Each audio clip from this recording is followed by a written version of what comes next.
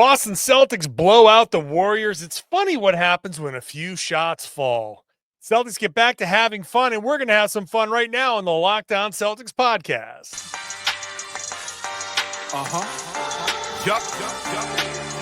Beantown, be ever ready. Recognize the city of champs.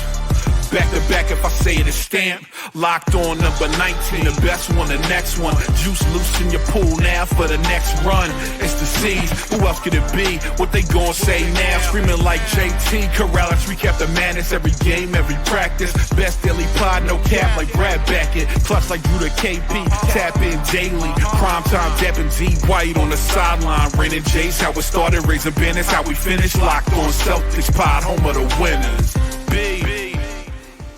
Hey there, welcome back to the Lockdown Celtics podcast, right here on the Lockdown Podcast Network. It's your team every day. I got you covered every day, Monday through Friday, plus bonus podcasts on the weekend. So whenever the Celtics play on a Friday or a Saturday night, I got a bonus podcast for you. So make sure you're subscribed. Did you miss the last two podcasts I did over the weekend? You wouldn't have it if you'd subscribed. Do that wherever you get the podcasts, your podcast. Watch the show on YouTube. Get into the comment section. Let me know what you're thinking about the Celtics blowout win over the Golden State Warriors. I'm John Karalis. If you're new to the show, I've been covering the Celtics for about 20 years now. I'm doing it as a beat writer for Boston Sports Journal. You can find all my written work there. Today's show is brought to you by Prize Picks. Download that Prize Pick app because now is the perfect time to do it and use the code LOCKEDONNBA. You'll get $50 instantly when you play your first $5 lineup. That's right, play. No need to win. The bonus is guaranteed at Prize Picks. Run your game. Celtics ran their game all over the Golden State Warriors, beating them 125-85. We'll talk about the individual performances later, all the other stuff that went into this win. But let's just get this right off. This is a nice, easy win. It was great to see the Celtics get this effort, consistent effort from beginning to end. There were we can call them lulls, but not really. They had 1 2-minute stretch where they didn't score in the second quarter. That wasn't that big of a deal. Nothing you can't chalk up to. The other team makes a run. You miss a couple of shots, nothing crazy.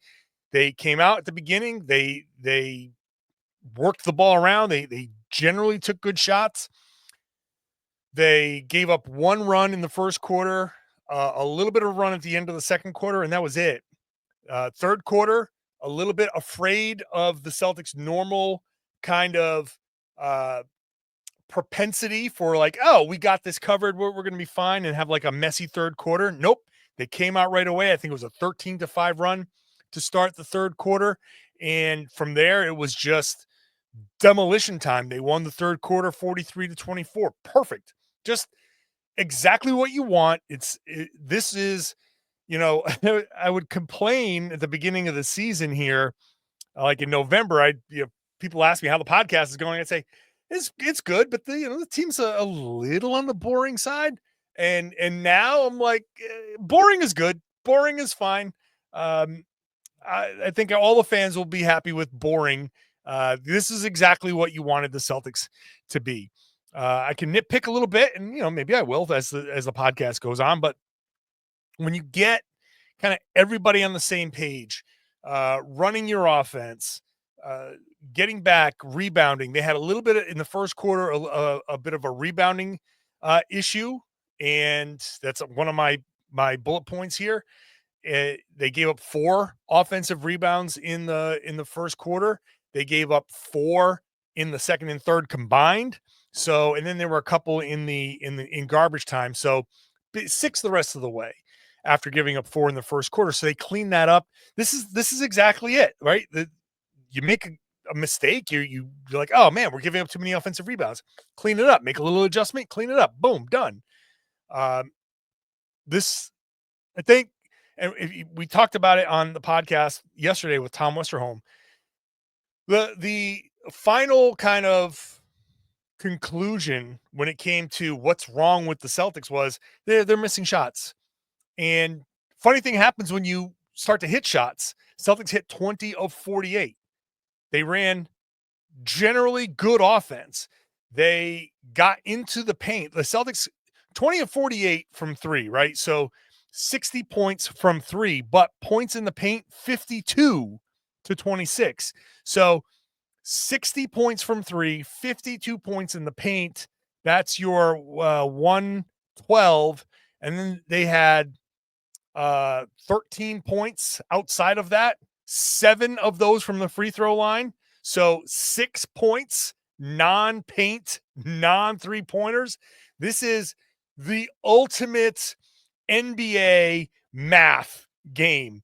You want your layups, you want your free throws, and you get your 3-pointers. Well, they got their stuff in the paint with the 52 points in the paint. They got to the free throw line a little bit, not much, but 7 of 8 from the line, and then the 3-pointers.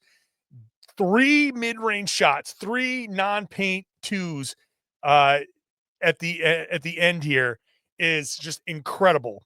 So a really well-run offensive game. And when the Celtics are running good offense, everything falls in line. It's exactly what Tom and I were talking about yesterday. It's you come down, you make the defense work, and it's a drive. The Celtics offense is always geared towards get the initial advantage, either right off the dribble or in transition or off a pick and roll. You get that initial advantage, a 2-on-1 somehow. And that then becomes a read. You have put the defense in a disadvantaged situation. How do they try to recover? And that's where you get your reads. Do they try to recover by attacking the ball? Well, then you pass and you attack the different advantage. Do they recover by trying to get out to the shooters? Then you keep the ball and you attack the singular advantage that you have attacking the basket. Is there a rim protector there? The Warriors do not have much in terms of rim protection. And so the Celtics attacked. When the Warriors overreact, they kicked and that ball moved. Shots have to fall to get assists, but the ball has to move so the passes can lead to potential shots, potential assists. So the 34 assists are partly because shots finally fell, so assists are there to be had. But also there are 34 assists because the Celtics ran good enough offense where makeable shots, good clean looks, in rhythm shots were there for the Celtics. Jayson Tatum is the only one who I think had a bad shooting night. I'm not going to count 1 for 3 for Jaylen Brown or 1 for 3 from Horford because that's 3 shots. I'm not going to say I'm not going to be like, 33% from those. No, that's 3 shots. You hit the next one, you're 2 of 4, you're hitting 50%. And that applies to everybody in a sense, but Tatum took 10 3-pointers. Okay, here's my nitpick. Here's my nitpick with Tatum. Right away, the Celtics are out on an 8-0, 8-2 run, something like that. And the ball's moving well. Early on, the offense looks great. And then Tatum takes a little sidestep 3 that is a little early in the shot clock for me. It's not the look that I wanted to see in that moment. It was a bad shot. And I think Tatum, especially early in the game, I think the third quarter was better, but in the first half, he was just trying to hit some really tough 3-pointers. And I know he's capable of hitting those, but he shouldn't be exclusively taking those. That shot, that sidestep 3, was almost like a knuckleball that threw everything off. And the Warriors made a run and got this thing back and tied it up. And I think they actually took a brief lead. And it's just, I think Tatum is searching. We've said this. I'm sure if I go back and search somehow transcripts of this podcast, where last season I talked about Tatum is searching for his 3-point shot. He can't do that. That remains the same. Tatum searching for his shot is bad. That is never going to work out for him the way he thinks it is. So that that particular shot, the shot selection is where my nitpicking is going to land for this particular game where they won by 40. I just want him to take better shots. Like, okay, if he took better shots, would they have won by 50? Like, is that the difference here? But that's not the point. The point is, I want Tatum to just take better shots and stop searching for the threes that are going to fall. They will fall if you just run the normal offense. That's my nitpick. But otherwise, 3 of 7 for Porzingis, 2 of 4 from White, 2 of 3 from Holiday. Hauser, 3 of 6. This is important stuff. Celtics shooting almost 42%, 20 of 48. And the 48's not a massively huge number. The Warriors actually shot 53 and only hit 14. So math advantage for Boston. Thumbs up. So, all right. We'll come back with more of the rebounding, the defense, and the other elements here to a very easy win. And the Celtics having fun. That's all next. Today's show is brought to you by FanDuel. From the first whistle to the final drive, FanDuel makes the NFL playoffs even more exciting. We're getting ready to find out who's going to the Super Bowl. So you want to get in on this action, you can bet $5 and get $300 in bonus bets. If you win your first bet, that's $300 to keep the action going. It's a super easy app to navigate. You've got a variety of bets to keep every game exciting. Plus, when you win, boom, you get paid instantly. No waiting around for your winnings. Whether you're betting on your favorite team or just looking to add some extra excitement to the playoffs, FanDuel has you covered. Make sure you're using the tools that they have available. Set your budget, set your limit. Whatever your disposable income is, that's your budget. And if you get on a bad streak and you lose it, that's all right. Next time around, you come back when you get a few bucks and you can get back into it. That's all we want you to do is have fun and gamble responsibly.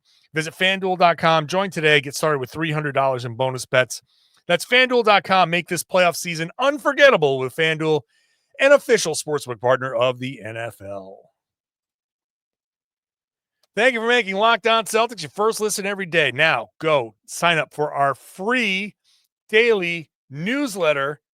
It's over at LockedOnDaily.com. Click on that Locked On Celtics logo. Sign up, put your email in there, and then Monday through Friday, you will get a newsletter with Celtics, NBA, and fantasy coverage dropped directly to your inbox. There are going to be links to some great Celtics content there. It's all there, one stop. Open it up, read it every Monday through Friday. It's a nice little way to keep up with everything going on in the NBA and the Celtics. So it's great if you miss a podcast. Honestly, if you miss a podcast, you can open up the newsletter, kind of get a little taste of what the podcast was. Just keeps you up to date. So go check that out. The Celtics, the theme after the game was fun. The Celtics talked about how much you needed to just make things fun again.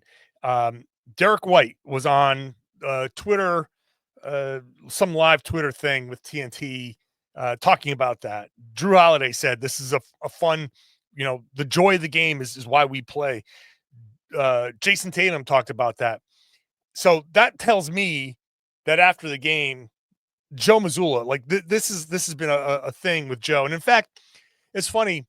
I did a Q&A on Boston Sports Journal. I do one every week. And one of the questions was, what would you do if you were coach to try and snap them out of this? And honestly, my answer was, I don't know, do something, go bowling, do something, go do a thing that gets you away from this. It's very much like if you watch a good play, watch The Good Place, when Michael was trying to figure out what's wrong with the neighborhood.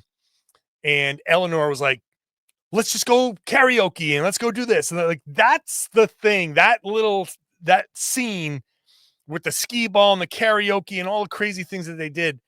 That's what the Celtics kind of needed to do. Sometimes you just need to get your mind off of all of the crap. The Celtics, it's a very serious kind of thing. When you're a professional athlete, you've got the weight of the city behind you, all the fans behind you. People pay their money, and you make a lot of money, right? All of these guys make a ton of money. Yeah, I would be happy with like JD Davison's money, right? He's a two-way player playing most of his time in the G League. I would gladly take, what is he making, $500,000? Yeah, give me that. Never mind $50 million for Jayson Tatum. Give me the 500. Like, that's boom. So, but the pressure is there, and it's very easy to fall into the trap of media, right? Guys like me, they're asking, so what's wrong? What's wrong? What's wrong? Well, why aren't you guys winning? Like, it gets a little much because it's people like me, beat writers in the locker room, and then you go on the radio or you do a podcast with somebody, and it's like former players are calling you out, and radio hosts are calling you out, and Stephen A. Smith is saying something. So you got me, some, jerk in the locker room, and then you've got the big names, and then you've got people like in your text being like, hey man, you good? Like that, it gets to be a bit much. So the fun has to be there. This is basketball. Like, every day right now, as you're listening to this, somewhere in the world, somehow, some in the Southern Hemisphere, probably, but somewhere people are playing basketball right now just because it's fun. A bunch of strangers get together in a place and just play basketball. How many times in your life? I've done this a million times. Grab the ball. Hey, I'm going to go to the Y. I'm going to go to wherever the court is. Just me. I'm going to go and I'm going to find 9 other people who are of similar mind, and we're like, hey, this is how I'm going to have some fun today.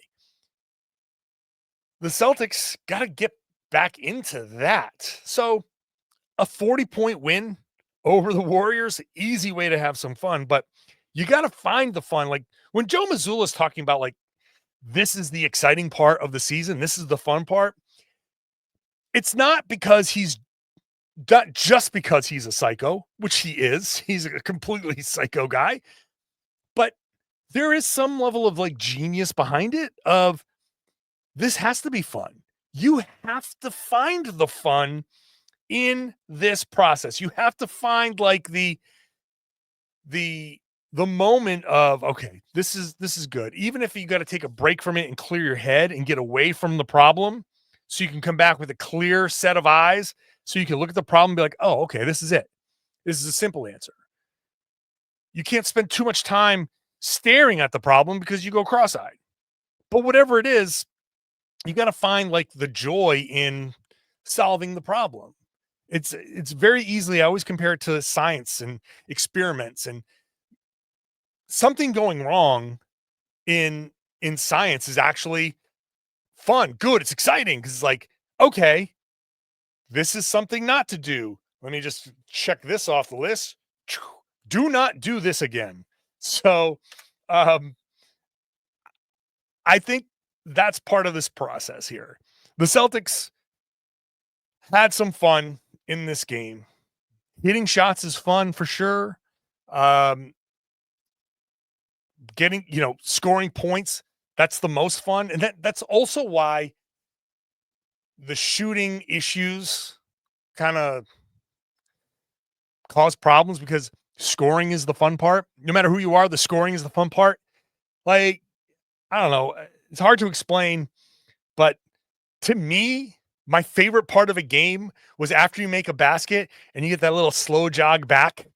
Like, that little slow jog back was the best part because you just scored and you get that little like that little proud of yourself for 2 seconds moment. Not even like 2 seconds, like like a second. But you run your offense, boom, you hit the shot and you turn, you get a little turn. It's like a home run trot. Like let's go back, set the defense. All right. And you get excited, you get juiced up. I'm like, okay, let's play some defense. I like that. Let me get the ball back. I liked how that shot felt. Can I go do that again? You're juiced up. You want to that's fun. You want to get down there. So yeah, of course they had fun. Of course the problems disappeared when they started hitting shots and the offense looked good and the passes were finding their way to where they were supposed to go and guys were knocking shots down. That is all fun. Now, find that joy, find that fun on Wednesday night against the Clippers and then the next night against the Lakers. And don't get caught up in the boredom. And Jayson Tatum after the game said, we're not bored, but you got to be careful not to let it get boring. Because as I wrote on Boston Sports Journal, boredom is like mold. And if you don't take care of it right away, that spreads.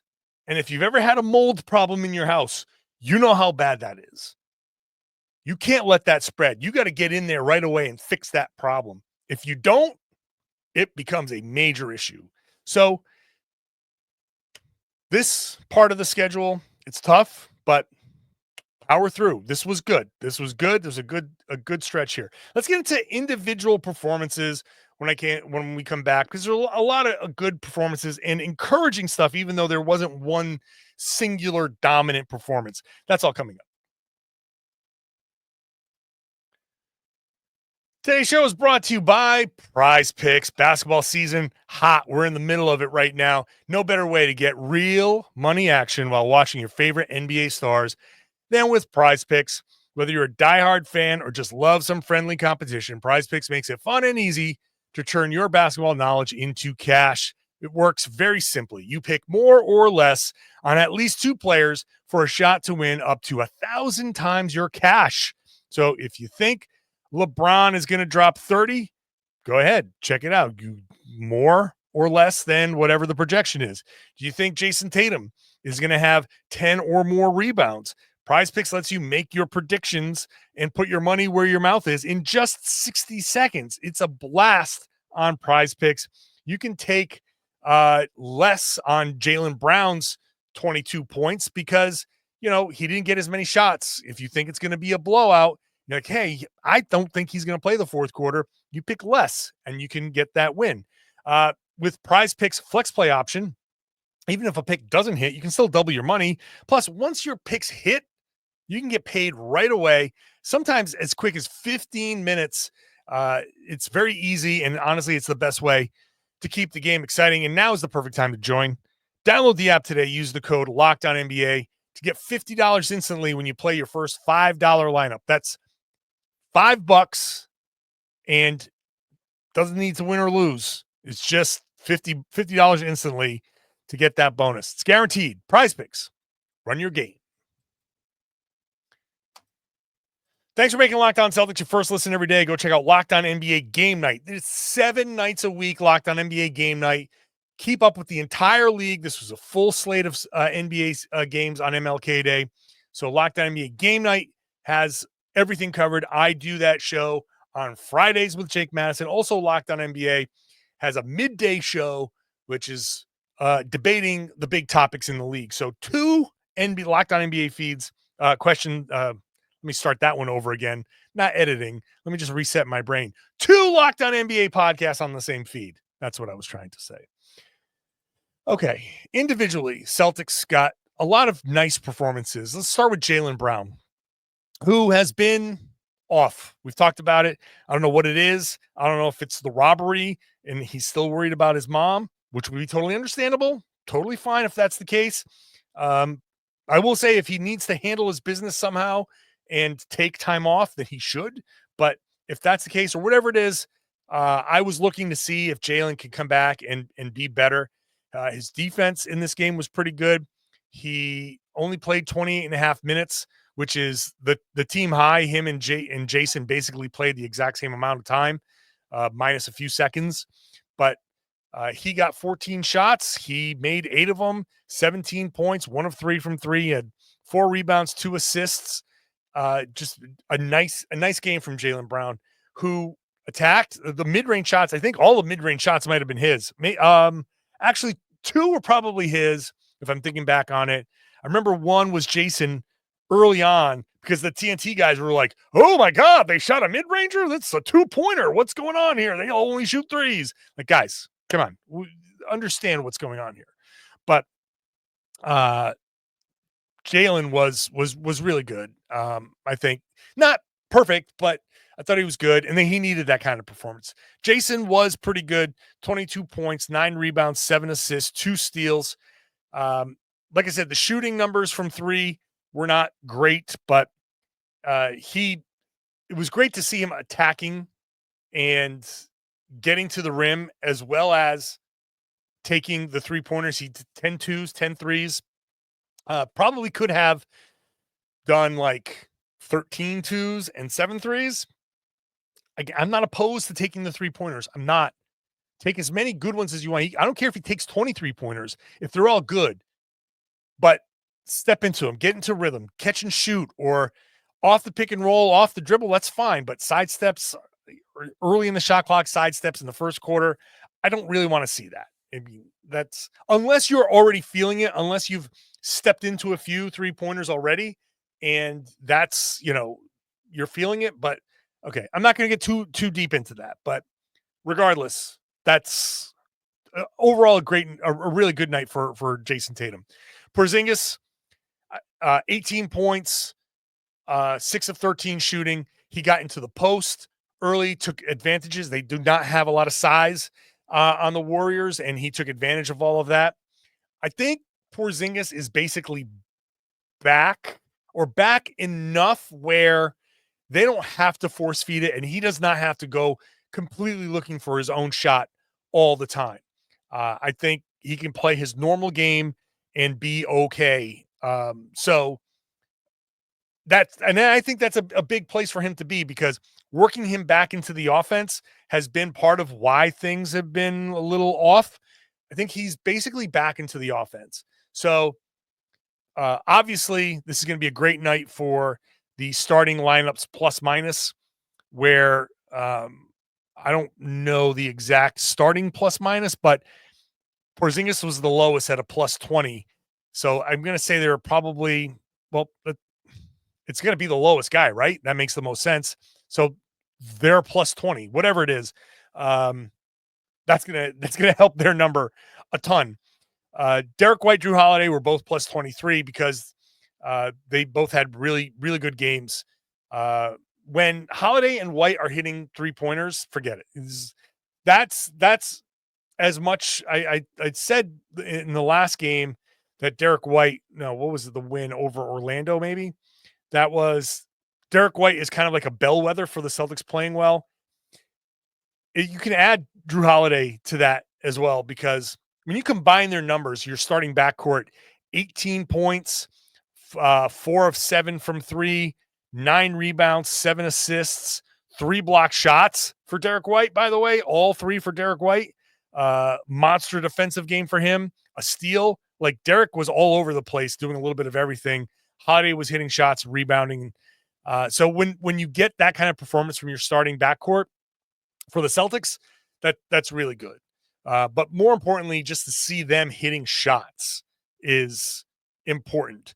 Throw Sam Hauser into that mix, because he was 3 of 6 from 3. He even blocked a shot. I think did he get Steph?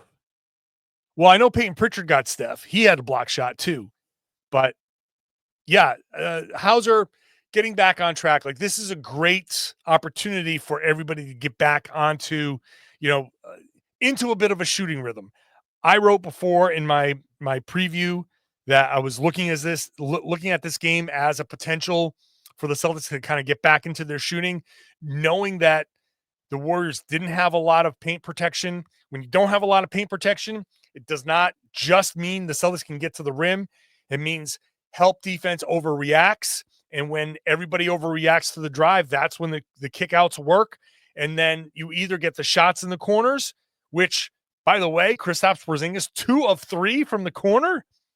Last year, he hit 1 corner 3-pointer the entire season. This game, he hit 2. But those kickouts for the corners are going to be there. And at the very worst, kicks and swings are going to be there. There was one possession, which I think is kind of like the perfect possession, where it was drive, kick, swing, drive, and it was a layup for Jayson Tatum. Those possessions, that's beautiful, because that second drive is the killer. If you can drive and kick and swing and everybody's in disarray, and then you drive again, if you can get into that part of the offense, whether it's on the first swing or the second swing, if you can get multiple drives on a possession, I'm telling you, you probably are going to score on an extraordinarily high percentage of those. So the ball movement was really good. Again, why the Celtics ended up with 34 assists. Payton Pritchard, 14 points, 2 of 6 shooting from 3, 5 of 10 overall, 9 assists to lead the Celtics. The thing about Pritchard is that he had a couple of layups there. I think it was in the third quarter, part of that run that started to kind of really get that separation. I love Pritchard's ability to use his body to create separation and get in for layups. His work around the rim is really, really impressive for a smaller player to be able to use his body. Whenever I talk about this, I always compare him to Isaiah Thomas and to Kemba Walker, this lineage of small Celtics guards who knew how to use their body. Small guards grow up knowing how to use their body because you have to create some sort of separation somehow. So they learn how to dip the shoulder, use some physicality, use that low center of gravity, get into the other player's body, and then go the opposite direction and finish. So you're not getting your shot blocked. Really, really good stuff from Payton Pritchard. And then we got to see like some garbage time. So Baylor Shireman gets in, hits a long three.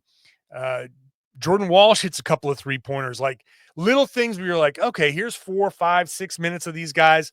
And you start to daydream a little bit about like, whoa, wow, Jordan hit a couple of threes. Oh, well, maybe this can be something that gets him back into the regular rotation. And who knows, maybe it can be. A little bit of confidence goes a long way for those guys. But look, overall, great win against a decimated Golden State Warriors team. Like, I'm not going to, like, Curry was not great. He was 4 of 12 from 3 because he's got no help. The Celtics dominated the non-Curry minutes in the first quarter into the second quarter. Curry came back in late and got it down to like 15 at the half, but the Celtics took off after that. They had no answers because they don't have a very good team right now, especially when most of their guys are hurt. So, but look, you'll take it where you can get it. This is exactly what the Celtics are supposed to do. The Celtics are a good team. They're now 30-13. It's a really good record. They are still, all of their recent struggles aside, still a really good team. And this is what a good team is supposed to do to a team in the Golden State Warriors situation. This is as simple as that. So now you move on. You go to LA. You get 2 nights in LA, one night against the Clippers, one night against the Lakers on a back-to-back. Let's see them carry that over. Celtics now 12-1 on the second after a loss. So 12-1 after a loss. For all of our complaining, 12-1 after a loss is still pretty good. I know that there's been a lot of win-loss going on, and that's part of the problem, but still not a lot of losses in a row. So this is good. Can they carry it through? Can they win? Can they win on this back-to-back? Clippers are tough. Better than we expected. So we'll see. I'll be here. It's late on Wednesday and Thursday, but I will be here all week long. So make sure you're subscribed wherever you get your podcast. Watch the show on YouTube. Let me know what you're thinking in the comments section. Lots of great comments in there all the time. So get in there and join that family, the Celtics family, in the Locked On Celtics YouTube page comment section. And then I would love it if you shared the podcast and told everybody they should be listening to and watching the Locked On Celtics podcast here on the Locked On Podcast Network. It's your team every day.